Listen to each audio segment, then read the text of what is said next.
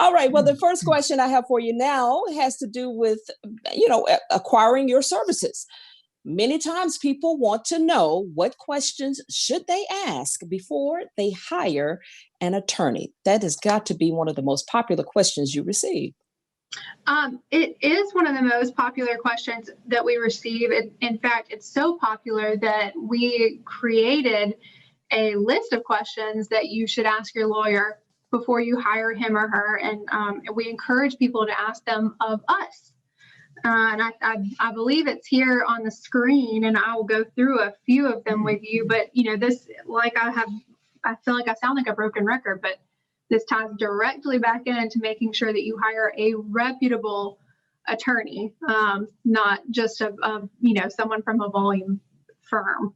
But I just will go through a couple of these questions so that y'all can get an idea of what we encourage you to ask people. And, and a lot of times when we're interviewing or when clients are interviewing us, we say, you're more than welcome to take this list to another attorney and see if they can answer them as well as we do, or in a different way than we do.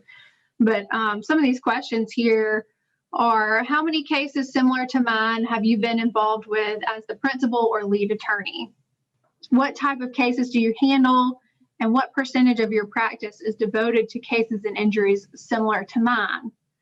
And these are all making sure that you're hiring somebody with enough experience in the field that your particular case falls in. Would you and your law firm be able and willing to spend in advance as much as $50,000 in the investigation, preparation, and presentation of my case if necessary? If you're going to a general practitioner who handles every type of law, or a solo practitioner who handles every type of law, you may not have the resources to take on a case as large as your injury calls for. So it all ties back to make sure you're going to a reputable lawyer with a strong firm behind him or her. BJ?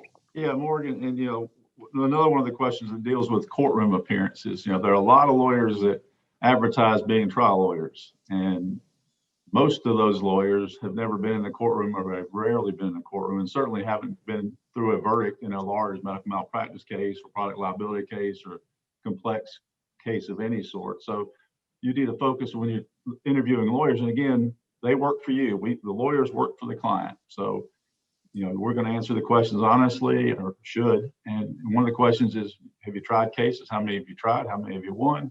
Things you want to know before hiring a lawyer that might be going to court. And it helps you ferret out the lawyer you need, because like Kate suggested, if you go in to talk to a lawyer who does a little bit of everything, but not a lot of medical malpractice, people that say they do medical malpractice but only handle it occasionally, don't do medical malpractice, have no appreciation of how hard it is, what the value of cases are, what work needs to be done. So you ask a lawyer, if you have a medical malpractice case, do you do those? And the lawyer may say, yeah, well, tell me about your last 5. Tell me about your last 10. Did you win them? What you settle them for? Those are questions you can fairly ask. And there's certainly something you want to know before you hire a lawyer who represents you. Another example that came to mind as Kate was talking is, we had a case that our client's husband was killed in an accident down in Florida. And she went to a lawyer down there who did a little bit of everything, and said, my husband was killed in this accident. And he looked into the accident, got a copy of the police report, looked into it, and found out that the driver of the car had a $100,000 policy on the case.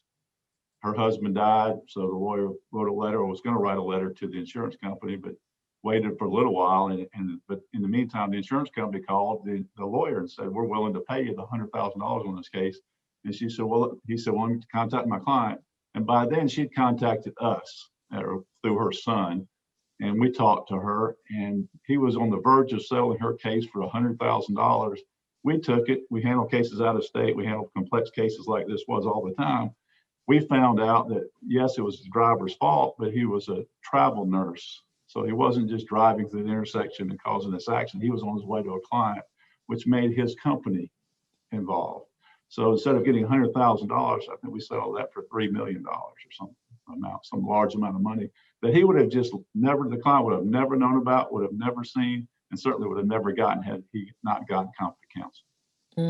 That's why it's so important to take advantage of the opportunity of that free consultation, and certainly going to the website and getting that list of questions and looking at them for yourself, and not just listening. Yep. That's right. And not just listening to every commercial on television and radio. Yeah, right. Okay. Yeah, absolutely.